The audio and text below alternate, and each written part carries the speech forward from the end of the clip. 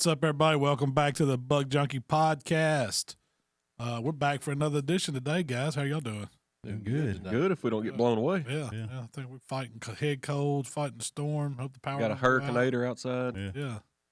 Weather has changed, hasn't it? Yeah. Oh no, it's gonna change tonight. It's supposed to Man, it was start getting that cold. I'm sick. Like this weekend, so we had opening weekend. We talked about that last week, and the weather was perfect. It might be one of the best opening weekend weather-wise I've ever had. It was cold. It wasn't too windy. It was 60 degrees last week, but 70. Then the weather changed and it warmed back up, which it always does in Mississippi. And man, I think everybody got a head cold. Yeah, I know. Me and Mark been fighting it all Thanksgiving and everything. Didn't even get to hunt. Y'all didn't hunt any Thanksgiving? We hunted. I hunted Wednesday and before. Then I was down and out till Sunday. Yeah, you hunted over at the other place, didn't you? Yeah, I hunted with my dad Wednesday. Anything?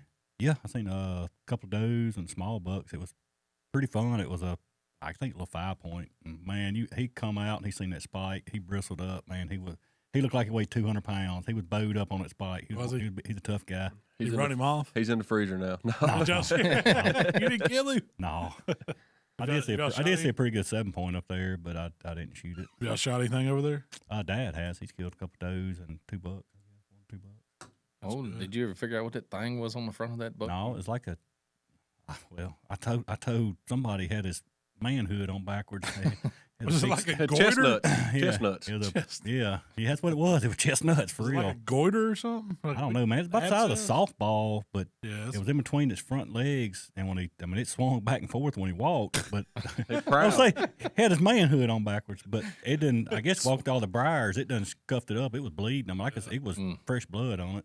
That was some kind of abscess or something. Yeah, Daddy told me I should have abscessed him with the. You should have. Ground checked it, see what it was. Man, who was the?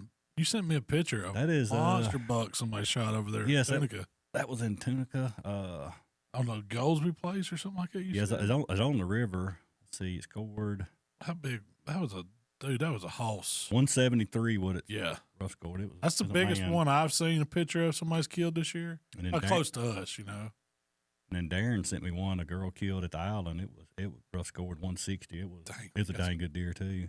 We got some monsters over there. Give a shout out to our Indiana boys. So yeah, Coke up there, good friend of ours. He killed one. What was that? I guess our opening weekend. I think that was a big deer, wasn't it? It rough scored 198. Ooh. It should break 200. Holy smokes! I think they were in the silver cancer. Scoring might be a touch off, but it's hoss. You seen anything big, Mikey? Anybody shot? Not in person, have you? One of Will's friends killed a pretty good deer. Supposedly it's supposed to be the county record, but where in DeSoto County? No. He was trying to explain to me where it was at. I'm not sure if it's Marshall or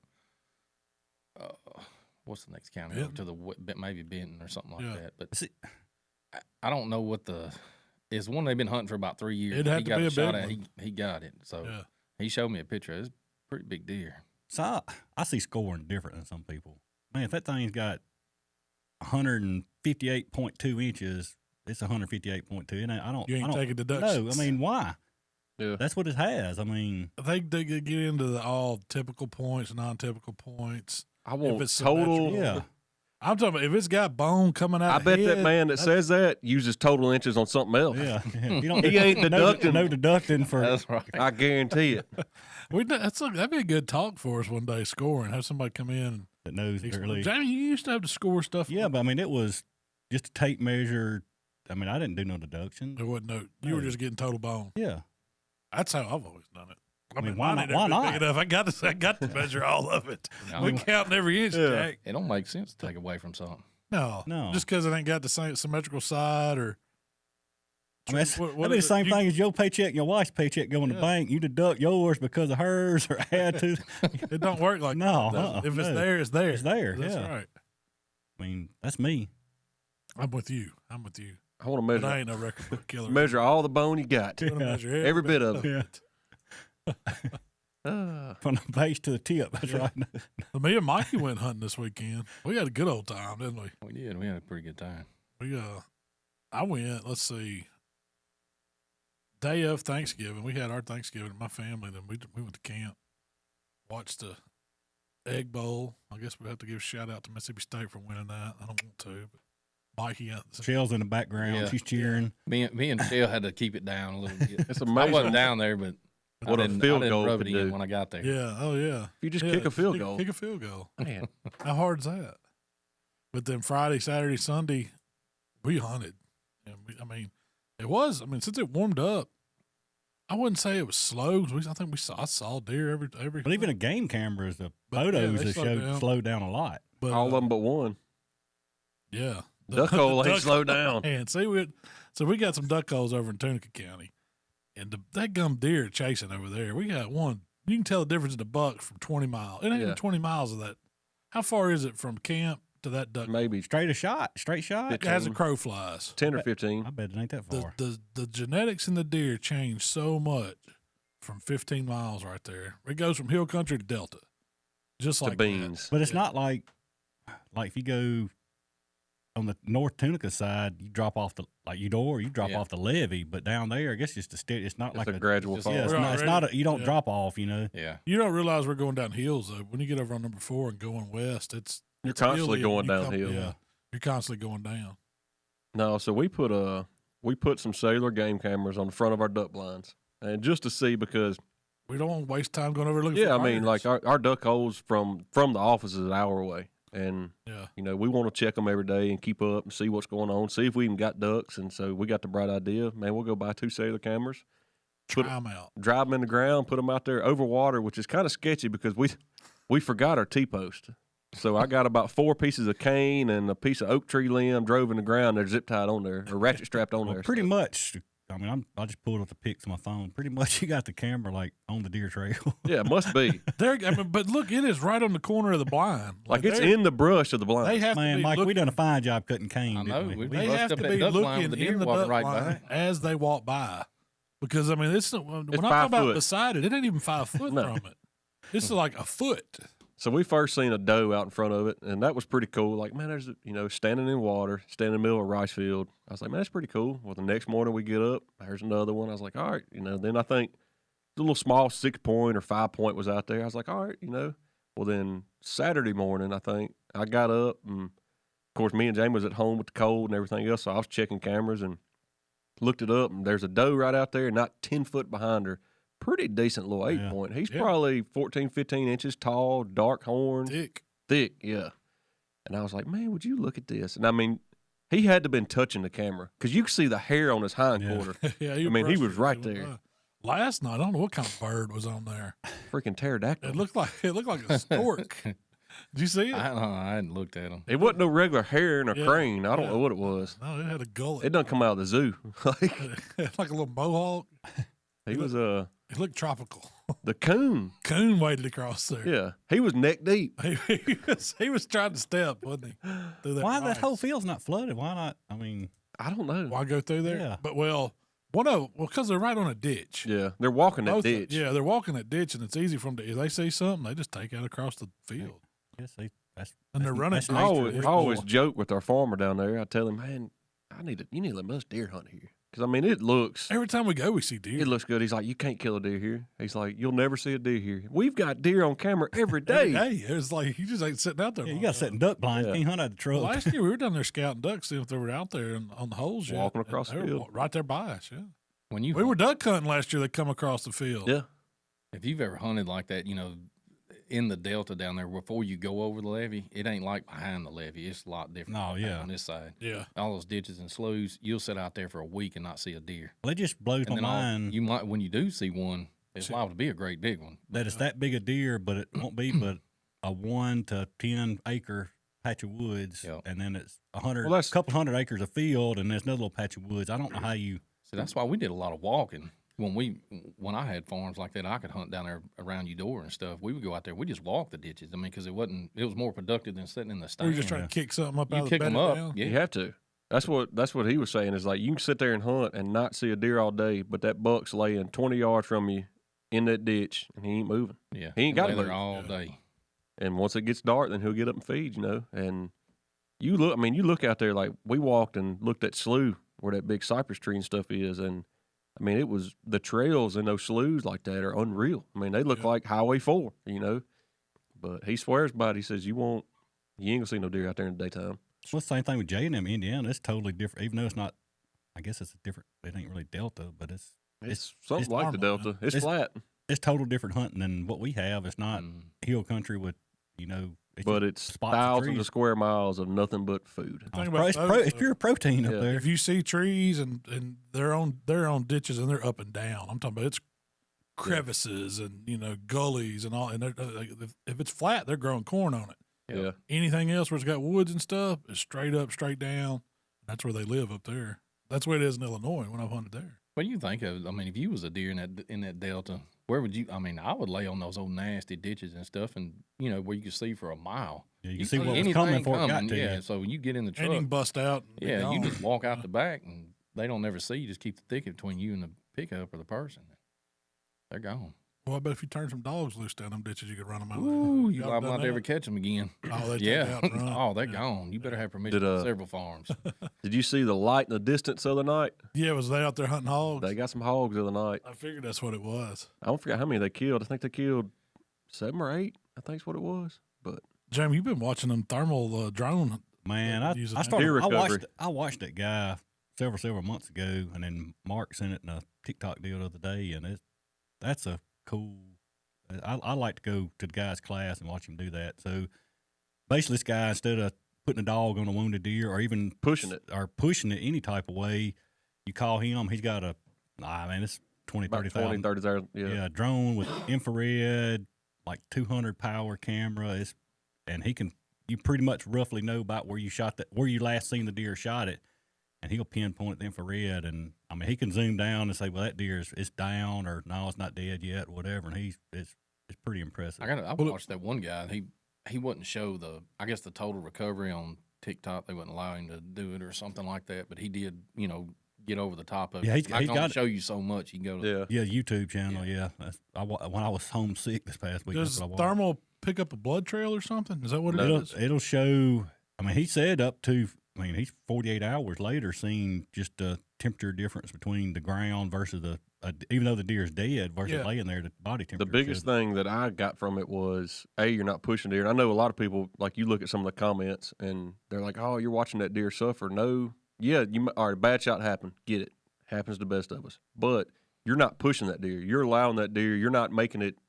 You're helping the situation instead of pushing that deer, running him, tracking him, losing him. Well, it's giving the deer justice. If you push it and lose it, you've killed a deer for nothing. You're not getting meat. Yeah. The deer's not getting any credit for anything. Versus if you find it, yes, you're. And I'm sure it's more to it than what we're getting from just the video, but just watching it. He'll go to where the deer was shot, and then he'll be up, I guess 150, 200 foot, and then do the thermal and look at. You can look at every animal out there that's putting off a heat trace. And they go, is that the deer? Yeah, he's bedded down right there. Then he'll zoom in, and that camera he's got. It's 200 times magnification. It'll show, you can see the rack of that deer laying on the ground. Are these cameras that you can put to a drone like you own, or do you have to buy a specific drone with them? I think it's a specific drone, I think. Is it? Yeah, like that drone he's got is pretty good size. Yeah. And I think the flight time's a lot more on those style drones, I'm assuming. But I wonder how long it takes him to recover one. Most of them, most of the videos I watched, like the longest one was 11 minutes. Yeah. From the time he took the drone off to the time he found the deer. 20 minutes, 10 minutes, something like that. It was one that's easier than a dog. Yeah, he had real bad reception. He did have to move closer to the actual guy's deer stand, I guess, and send a drone up again. But other than that, everything was pretty daggum quick recovery. It makes perfect sense. Like, so what do they do? They're backing out as soon as they take a shot. They take the shot. They don't push the deer at all. They make sure they got blood, and that's it. So they go to where they shot it usually, and then this guy's based out of Ohio. Don't follow the trail. Yes, Ohio, I think, where he's based out of. Remember, but he that's a good side hustle right there. So I want to say it was $450 for the drone, and then if he found the deer, it was like another $150. So. Holy smokes, that's high. Yeah, but some of these guys, it was several deer he found for this one guy that was. You killed a buck of a lifetime. You tell me I wouldn't pay $500 to get it? Yeah. Yeah, but you know how that goes. Most of the time it's some old dink, so I shot a big one, man. Get out. Well, that's not not it. Spike or no. Could you imagine paying $700?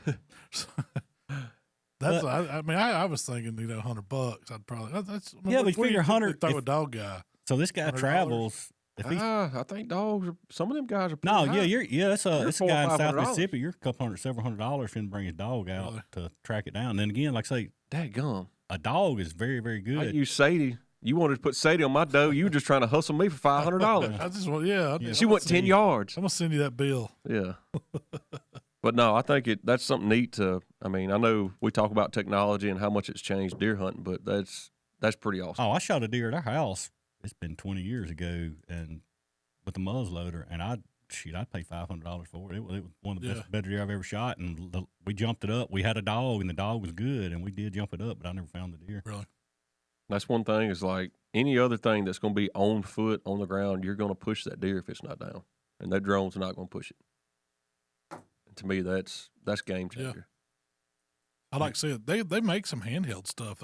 Chuck's got something like that. I mean, if you got a good, it's some kind of thermal. If you got a good thermal, Miles said he's fitting to get one, so don't worry. But you got to figure a drop of blood on the ground, the heat's gonna dissipate from it a whole lot quicker than a 150-pound deer laying there. Yeah. So they're banking on altitude, being able to see the heat signature from the animal. Yeah, I mean, it was a guy that shot a deer that morning, and the sun had heated the trees up so much, he flew it over, and you could see that the leaves was putting off the heat, and he waited till it got dark and flew it back out. So you're several out, and he found it right off the bat.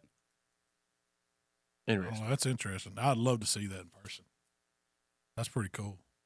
Well, shoot a deer. Yeah. We'll call the guy and we'll call him and see. Huh? Flying from, I'm pretty sure he's out of Ohio. I'm almost positive. He's probably going to run up on some where they, and we've all, like you was talking about that one you shot.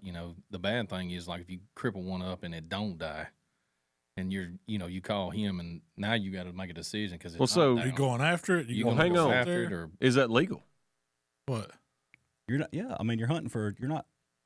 Yeah, but you're using a drone to find a deer that's technically not dead, and if you need to go put it down, is that? I don't know the rules. That's a gray area on that to me. Yeah.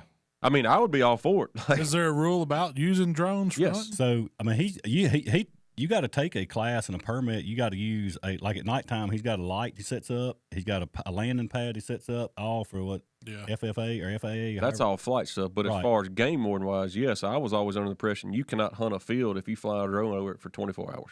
But you're classified as recovery, not hunting. I don't know.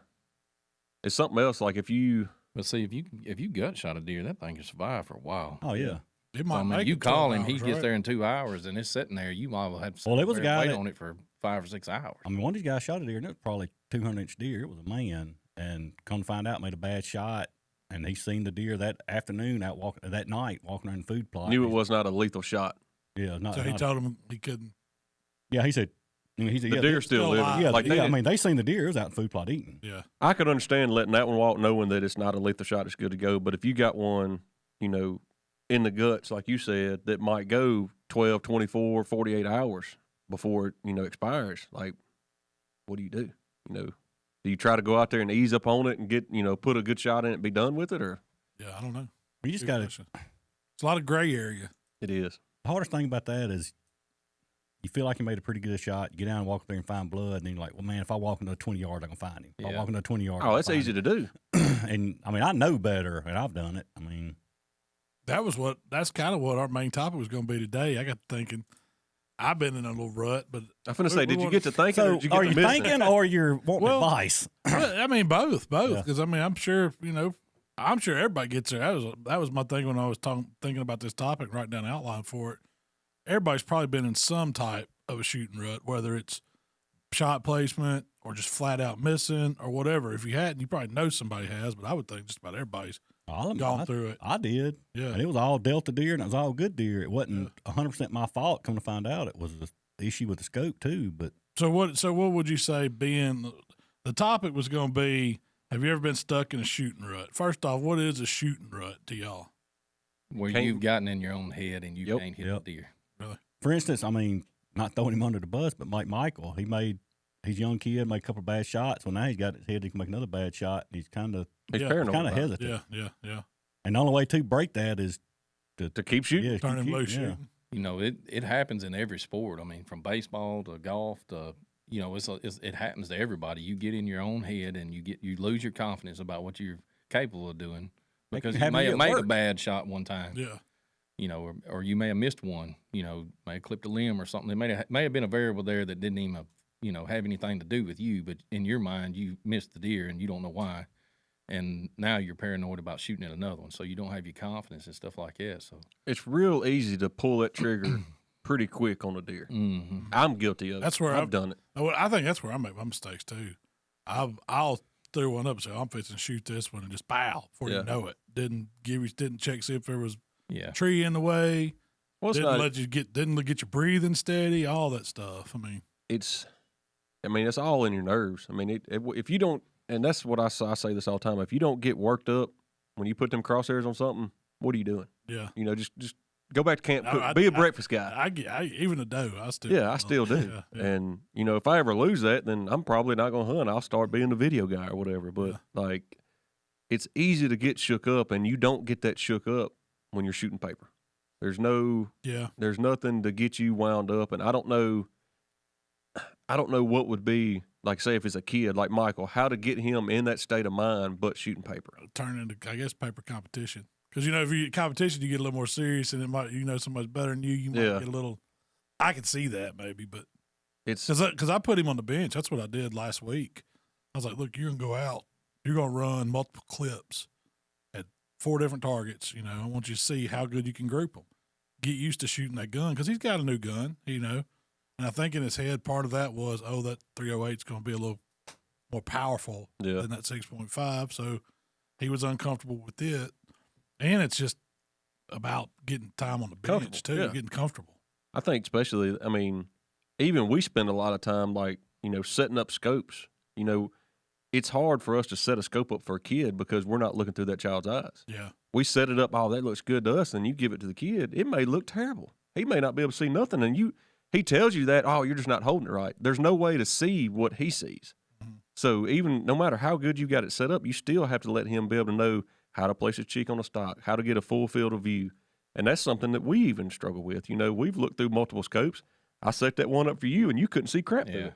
And it looked great to me, And see, I did something like that with Sam this year because, he was having trouble with that. He was getting too close to the scope. So what I did, I took my phone and moved it back and forth in the end of the scope to where it opened up in a full view and took a picture of it and told him, this is what it needs to look like. This is what you need to be looking at. If you're seeing black or you're seeing anything different than that, you're not holding your head right, or I need to move the scope forward or backwards for you. And he finally figured it out. So. And it is a difference between you shoot, like I did it the other day with my daughter.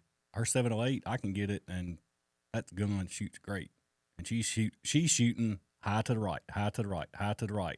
And she is kind of jerky on the trigger, but I got it. I readjust the whole scope. She hit the bullseye. I'm shooting high to left now. Well, see, that's what I had to do with Will when he was a kid. He shot and missed like 2 deer. And I put him on, he had been on paper before, and he always shot low. And I couldn't never figure out why he shot low. So I just went ahead and cranked the scope up for him.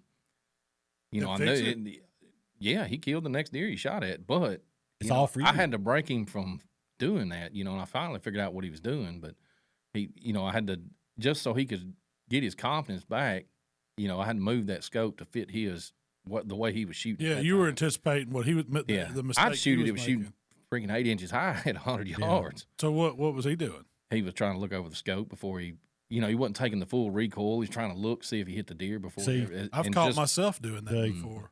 Coming off the scope. Coming off the scope too fast. The year I went, I probably missed 8 or 10 deer that year probably. And that's what I was doing. Well, like I say, it was an issue with scope, but to mine, I was so worried about missing, I'd pull the trigger and I would look and see where the deer went. Yeah, and that's what I'd take a second shot. Yeah, and I was dropping the gun, shooting on them every time. Yeah. Well, what you were saying about shooting different, that goes back to, and I showed Jamie this, and I'm not a professional. I don't know. Like, this is just kind of what I've learned over years. But the scope parallax, how much it matters. So when you're saying that on the scope, it shows at the closest point to your eye, it's plus or minus eye relief. That's what everybody calls the eye relief on the scope. If you move that in or out, I was doing that to make her be able to see, Abby be able to see through her scope. You still have to adjust your scope distance from your eye to match your eye. But what I'm talking about, parallax, like if you move your head, if you put your crosshairs, cheek on the stock of the scope or rifle, and you move like this just a little bit, and them crosshairs move, it's not set right. Yeah, you need to adjust the parallax to get it where them crosshairs don't. So how do you adjust that?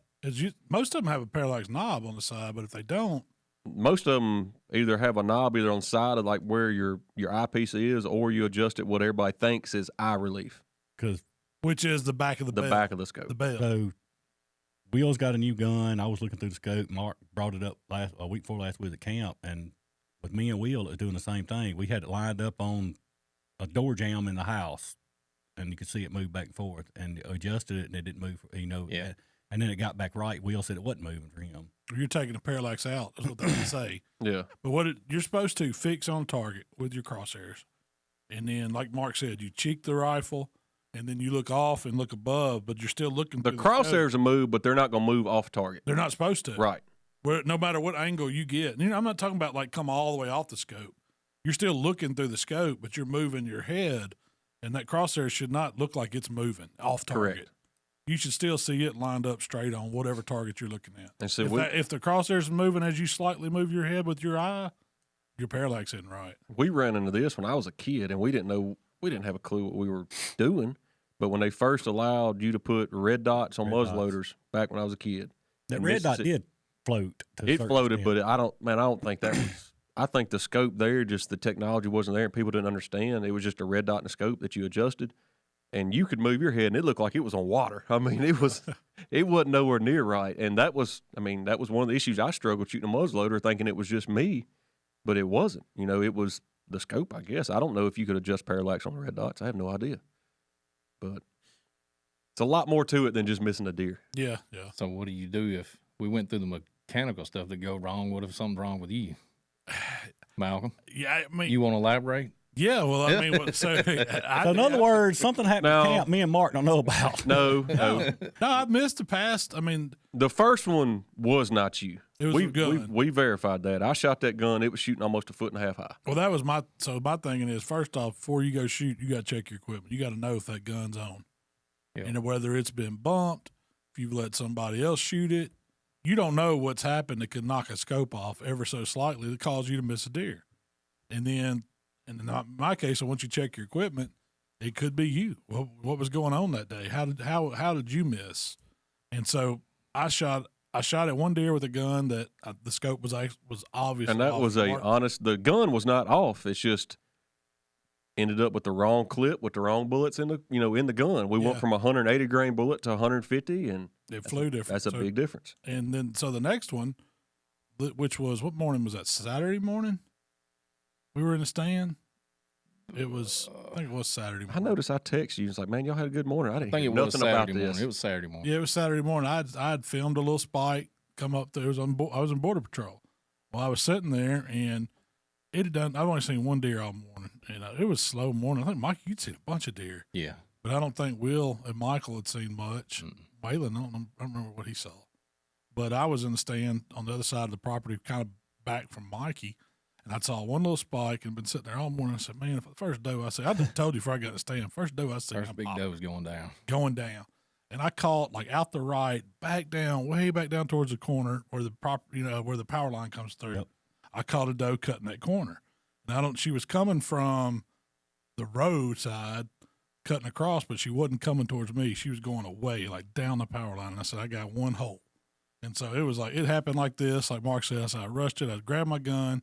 I was sitting on the left side, so I stretched out on the right side, poked it out the window, and I waited, got behind a tree, and next thing I know, I had scoped all the way in, tight as I could get. As soon as that head cleared, I was going, bam. And then I was like, man, I should have smoked that deer. And it was a miss. And so I got down, went and looked, and of course I done hit a tree. There was no blood, nothing. It was shooting through some stuff I probably should have waited, but I rushed it. But it was another one I missed. Did it mess with you? No, yeah. You just said, prime example how you just told that story. You said you told Mikey that morning, first doe I see is big, I'm getting it. Yeah. You already messed up right there because no, for real. Like you had it in your mindset, like, I got to get that. Yeah. No patience, no nothing. As soon as you seen it, you jumped right on it. Yeah. And that's easy exactly to do. What I did. That's exactly what I did. So that evening we went back out, and me and Mikey was hunting together, had dukers with us. We were just out, we was going to see what kind of deer we had. We was on a doe mission. Well, I was getting the monkey off my back this time. I was like, I don't care what. I took the 350 Legend again. We'd seen some does come out, waited on a big one to cross into the plot. And first shot I fired on. Now I don't know what we didn't range. I didn't have my rangefinder with me that night. About 175. I think it was about 175 yards, which is about the limit on that one. It's you good. I mean, but the first shot I got on her, stayed on her. When Mikey was filming it, shot over her back, and he could see it go over her back, but she didn't take but a step. And no sooner than she stepped once, I was back on that shoulder and dropped her. So I knew. I mean, it was good to get it off of me, to make a shot. But what you didn't know was I did an old Indian ceremony before we went out that day. I put a rock in your pocket. Yeah. Yes. But my nerves was a little more calm on that one, though. I don't know what it was. I seen the tip of that video. I know your nerves are a little bit calmer. But I mean, it's one of those things. It's like you miss a couple in a row, it snowballs. It starts getting in your head. It's like, man, I can't shoot no more. Well, what's wrong? I've been shooting all these guns, and I've been shooting off the bench. I mean, I've been shooting Michael's rifle, shooting my other rifle, shooting that 350 Legend. I wasn't rushed.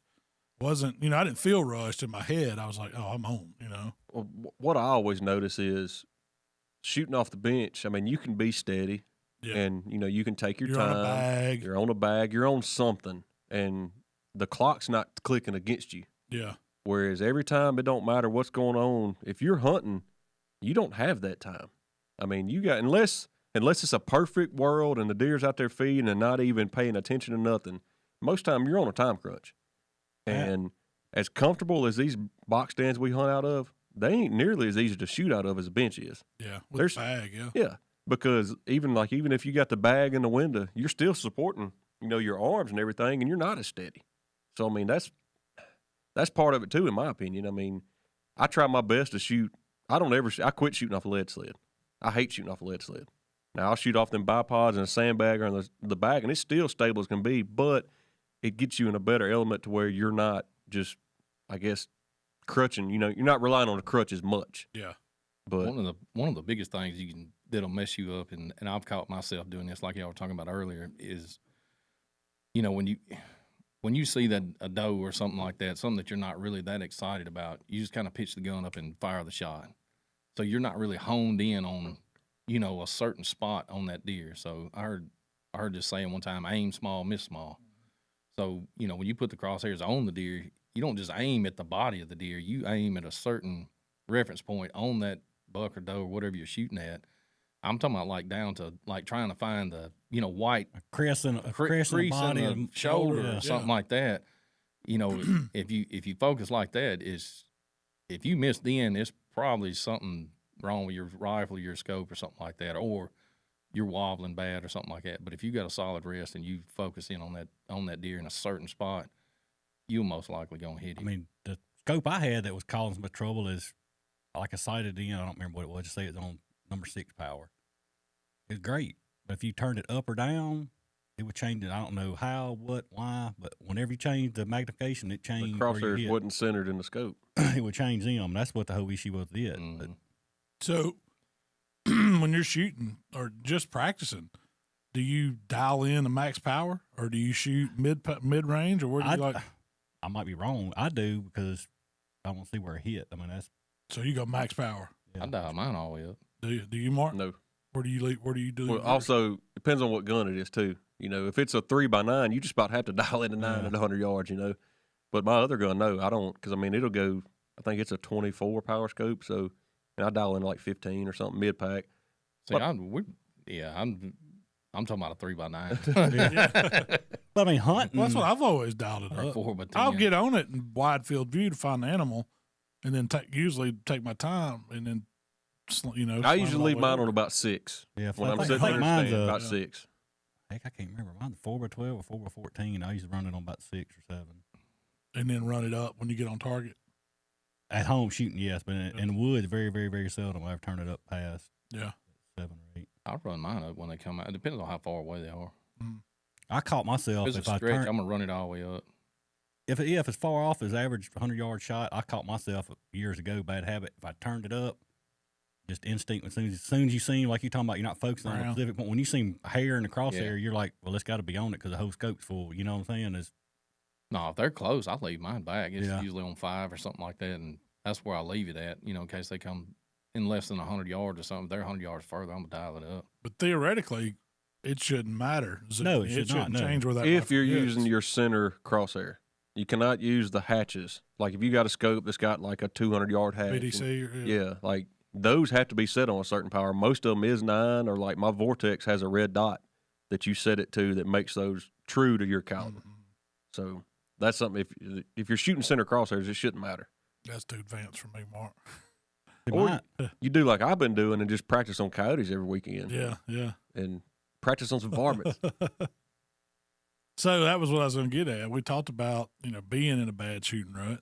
What do you think was just say some tips that'll get people out of it? What's the main things? The hardest way to get somebody out is not pick on them. Not pick. When you shoot, I mean, we do it now. As soon as we hear a gunshot, first thing we do, text, hey, was that you? Was that you? What? And then when you miss, it's on then. So I mean, that's. Well, you'd be like Mikey and just don't tell them. Just keep it a secret till the end of the year. I don't say nothing. If you miss one, you don't say nothing. He missed one last year. Oh yeah, no, Mikey at 50 yards. Yeah. But I mean, chip shot. It's like anything else. You gotta get it out of your head. Yeah. And so get it out of your head. Don't worry about it. Keep shooting. Yeah. And and I don't know. We are probably kind of hard on our kids on stuff like that, But heck, y'all's kids are hard on me. So I mean, you got to pass it back and forth. You got to build your confidence back up. Yeah. Main thing, get your confidence back in your equipment. Shoot your gun on paper. So that's first. That would probably be the first thing. Go shoot that gun and verify that it was you. Make sure it wasn't a gun. Yeah. And sometimes it's not always you. If you're listening, it's not always you. There's a twig out there or something that you may have been 20 feet in the air. If you're hunting, 20 foot in the air and you firing a shot down through the woods. Yeah. There's a lot of twigs between you and there that maybe you didn't quite. And you're not pick focused up in on looking at you're that. Not looking at that. Yeah. Most time you can't even see them in a scope anyway. I mean, I've missed deer that I know I shouldn't have missed. I knew I didn't. When I went back and looked Saturday, I went to where the deer was. I mean, I saw where it was standing. It clawed out, skeeted out of there, getting out of there quick. And I looked back up through there and I said, dang, there ain't no way I shoot through that. It looked clear as a day when I was in the stand. But when I looked back at it, man, there was limbs and trees and all kind of stuff in the way. But that's hunting in the woods versus hunting in a green field, Yeah, you got to take all that into account. You got to take all that into account. I mean, it's there. I mean, and bow hunters see it more than us because when they let it go, you can kind of see it deflect off or something or whatever. You hit something with a rifle. Most times, unless you see the limb swinging, you may not have known if you hit it or not. Well, I think too, as a human, we take it for granted a rifle. We think this is nothing to this. You just put it on there and pull the trigger. Like, it's a straight shot. Yeah. Like as a bow hunter, you already know the odds are stacked against you. You got to hit your marks. Whereas a rifle, you feel like you have that bigger cushion, and you not necessarily really do. One thing I do, and it may not be the best thing to do, is like I'll always, if some does in the food plot or some deer out there, not that I'm gonna shoot it, but I always practice getting on them. Like actually look at the animal through the scope, see what you see. Pick your, like you say, pick a spot out. Like put the crosshair. Yeah, I could get that. Don't pull the trigger and kill the deer, but you always practice, go through the motions. And that could be a good idea for a kid, especially one that's shaking a bunch, or a new hunter, or somebody gets pumped up. Like, hey, just because sometimes if you're hunting in a climbing stand or a ladder stand, part of getting on that animal is the hardest part without them seeing you. That's a lot of movement that we're getting covered up being in box stands. That a lot of times if you're in a ladder stand, you don't have that option. Crazy thing to me is if I know I'm not going to shoot, I'm just getting on them. I'm steady as a board. Yeah, but there ain't no jerk. But you're going through the motion. Yeah. I've done that. I get Michael to do it too. I was like, all right, we're not going to shoot this one. We're just going to get on practice them. Getting on it. Practice getting on them. Seeing if you could shoot them. Man, if you done that Gage, he'd be like, pow, I was practicing shooting. That thing went off. Yeah, I was practicing shooting. Gunshot wound. I don't know what happened to him. He ain't going to make it. Well, something else that'll help you too. Once if you get your confidence back, kind of like when we were sitting with you that day. I mean, if you would have missed that deer, you'd caught hell with me. Because if I'm right here with you, so you had the pressure on you. You know you had to hit that deer. I had to, yeah. The year I done that, I had 8 more shots on that one. He wasn't getting out of the field. You notice I didn't come off scope on that one. Man, he recovered so fast. It was like, bow. Like went right over the pow down. She went. I was like, "Whoa, sniper!" Quick. That gun was not off. No, it wasn't off at all. That gun was on. Yeah, I'm still. Hey, I'm telling you right now, I'm a believer in that legend round. Man, that's one of them ragged BCAs. What everybody said, it can't group. It don't shoot. That thing jams up. Don't miss. That rascal's on. And like I say, then again, you you made a mistake on what got wrong clip. That's something that anybody can. I mean, it's, Well, that's one thing I think from like going back to practice on the bench. You can't just throw bench ammo in there. Well, y'all also shot hunting round 50 yards. Well, it was 35, yeah. So y'all shot close, and that it wasn't no difference in them then. You know, it hadn't shown. You know, the bullet was still climbing, so you didn't see a big difference. You thought it was on. So if we'd have moved it out to 100 yards, it was still climbing. And we've ran into that with Mikey. Both y'all sighted in guns different people this year, and man, just I can't understand just throwing random shells in a box. Random shells. It'll be a 150 grain bullet, 145 grain bullet, 180 grain bullet, a Winchester, Remington, a Hornady, a Fed, whatever, and you can't tell anything. Can they you? all shoot totally different. Yeah. I got some mismatches that are just left over. You know, you always have 2 or 3 shells in a box or something like that, and then I'll kind of stack them in there. You know, and if I'm sighting in somebody's new rifle, then I'll, you know, get it on paper with those where I'm not using up their shell. And they're just shells that it gets you in the ballpark. Right, it's gonna get me in the ballpark, and then I'm gonna grab the, you know, hunting round, and then get it dialed in. You know, but my rifle from year to year, it don't hardly move any unless somebody knocks the hell out of it. You know, and that happened last year with Will. But then when I sight mine in, I know it's on.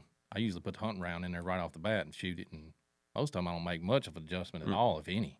See, I do that for all my rifles. I have different bullets that I actually shoot, sight in, and get close. Because a lot of times, I mean, like I shot a 260 for years. It was not easy to get bullets for a 260. So I didn't waste my good bullets. They were, all right, it's close, good enough, let's go. But that's something else that we've run into is like some of these newer calibers, 260, 6.5, even some of the 308s with the lighter bullet, they're low at 20 and 50. If you have them dead on at 50, heck, it might be 12 inches high at 100 because it's still climbing. So that's another thing is like a lot of people, if you don't have the ability to shoot 100 yards or 200 yards and you're only shooting 25 or 30 and thinking you're on, you might be ain't no telling how high you are at 100. Yeah. And Abby's, I never thought about that. That makes a huge difference. My 260 was usually about 4 inches low at 50 or 25, and it was hitting dead on the 1.5 inch high at 100. Because like Abby's 708, it would not. I shoot Federals in my 300, and it is not. I don't know. I probably could get it better than what it is. It's pretty dang accurate, but hers would not shoot it. The only thing I could find hers was the Winchester ballistic tip. That's the only thing I found that would actually group out her gun. Yeah, they do group different depending on. There's just some shells that your rifle don't like. Yeah. And it's not necessarily. It's not the rifle. It's not the scope. It's not nothing. It's not going to pull them down tight. And you know, it could be the difference between the brand, the grain. It could be a bunch of different. A lot of time it's going to be the grain, the weight of the bullet. I would say because, you know, especially if you got an old timer like just like our parents, you know. Oh, they want to throw a brick at it. Waylon wants to shoot a 225 grain bullet. Well, a lot of these rifles ain't rifled to shoot that heavy a bullet. So like you got to find if it's a 1 in 9, 1 in 10, whatever twist, you got to figure out what grain bullet it likes as far as the velocity, length of bullet, and all that. So, you know, that's what's bad now. A box of bullets. I mean, used to my 300, $20, $25. Yeah. Now it's $60 if you can find them. That's the reason we like a 350 Legend. And people don't want us. I mean, I've been throwing him under the bus. Oh, Dustin tight wad. He don't want to, you know, when you're sighting his gun in, he would have threw a fit if he'd bought $60 box shells out and you shot half a box sighting it in. And that's, I mean, there's not nothing against him, but everybody's that way. $60 is a lot of money to get out there and, you know, shoot it up in 30 minutes. Especially if you ain't shooting. Yeah. Somebody comes back to you and shot all your shells. So this kind of jumps off subject, but get us there. If you got a rifle that just won't shoot, won't group, or you know it's not grouping as good as you want, or it's not staying on, what's the first thing you look at? Where do you start your procedure to figure out what's wrong? Well, all right, back to Abby's gun. It was pre-bought with the kits with scope on it, pretty good scope on it, and a scope mounts. Well, that's what it was, the mounts. They wasn't tight from the factory. Didn't have Loctite on it, whatever. And that's what initially was her first problem with it. So the main thing, if you buy one like that or buy one from somebody, you got to make sure everything that's from the gun up is tight. I noticed something yesterday I've never seen. I ordered a set of rings and bases for another gun, and they were, I can't remember what brand they were, but they had on there only up to this caliber, 300 mag and under. Then they had some that were like any caliber 300 mag and up. I've never seen that on a scope mount before, which it makes perfect sense. but I've never noticed it as far in the description when you bought it. It said it. You go buy a Walmart scope for $50 and put on a 7 mag 300 or whatever. You probably can blow the crosshairs out of it. It ain't gonna take much. Well, muzzleloaders used to do that. Everybody got those inline muzzleloaders and started putting scopes on. Yeah. They were rocking the guts out of them scopes. I couldn't keep a scope on my 35 Wayland. So that's what me and Mark say. Those old break open, that 45-70, I don't know how many scopes. That's when I quit shooting off a lead sled because I went through 2 scopes, and I was a matter of fact, it was a Nikon, and I talked to their customer service, and she said, "What are you shooting it on?" I said, "A 35 Wayland." She said, "No, what are you shooting it on?" I said, "Well, I got it in lead sled." She said, "There it is." You're locking it down. That recoil has to go somewhere, and it's going out the scope. If you're holding that gun that still, that gun is meant to recoil. That makes sense, though. To me. I mean, it's got to shake it somewhere. And that 35 Wayland on the show, shake it. Yeah, I broke mounts, I broke scopes, I blew the crosshairs out of it, I broke the lens out of one. I finally it's sitting in the corner of my gun cabinet now with no scope on it. I ain't shot it in 5 years. Really? I love that gun. There's a lot of people that love to hunt with them. They carry them all year. I like mine. I never could get it dialed in like at 100 yards. Like that is the most devastating round I've ever shot at a deer.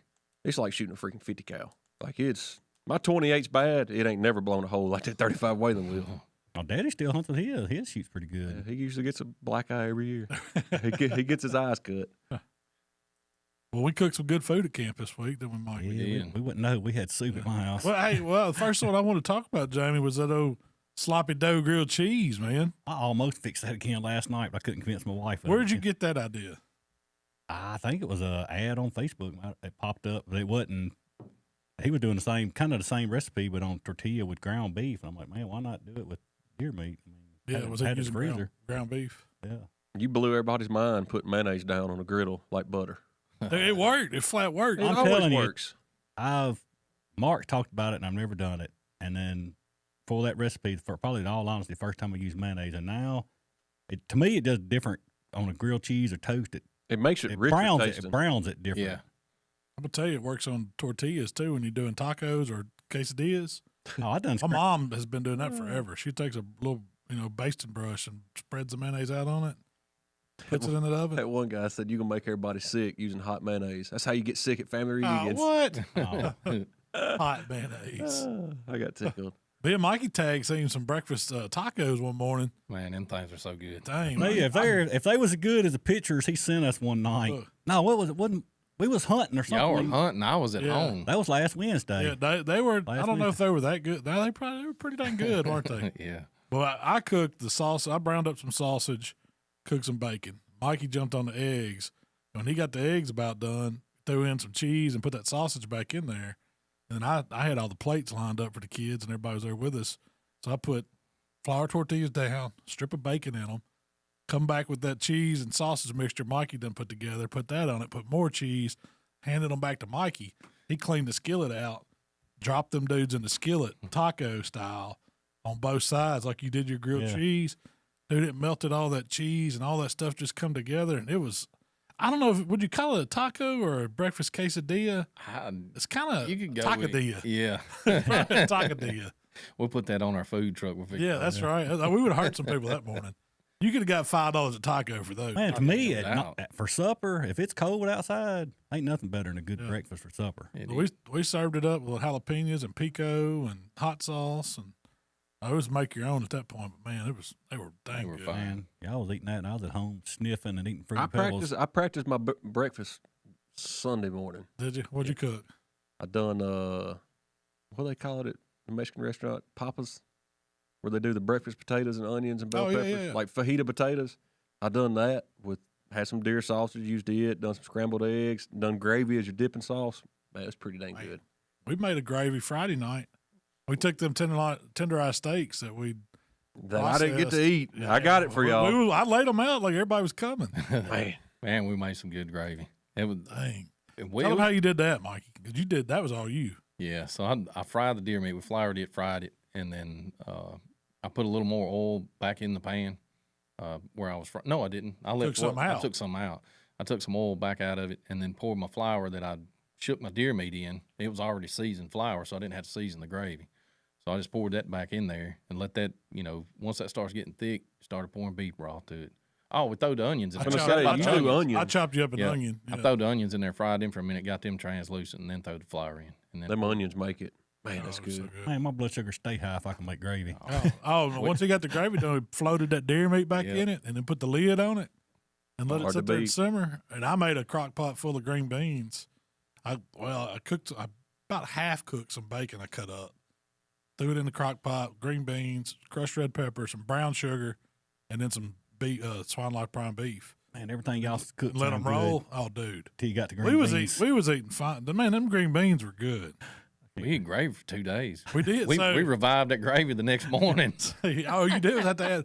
We could have kept that same gravy going all year. We just keep adding to it every time. There's still some of it in the refrigerator left. Oh, you do that gravy, and if you had steak for supper the night before, and you cut it up in cubes and put it in there and do steak gravy, man, it's so good. Oh, we're gonna do some backstrap like that. See, that's the thing. We usually don't have leftover deer. We did have some that night. If me and Mark keep staying home sick, y'all. Yeah, we'll always have leftovers. I think my throat getting itchy for the morning. Yeah, I know. I think deer stand might clear this right on up. Yeah, y'all are talking about having dessert contests. I ain't gonna be here Thursday, Friday. I'm going hunting. Thursday, Friday, Saturday. I'm coming back for a party Saturday night. Then I'm going to Texas on a hunt all next week. So, you'll be gone next week. Week, yeah. We gotta get us a guest for here next week. I'm thinking about just calling in all week.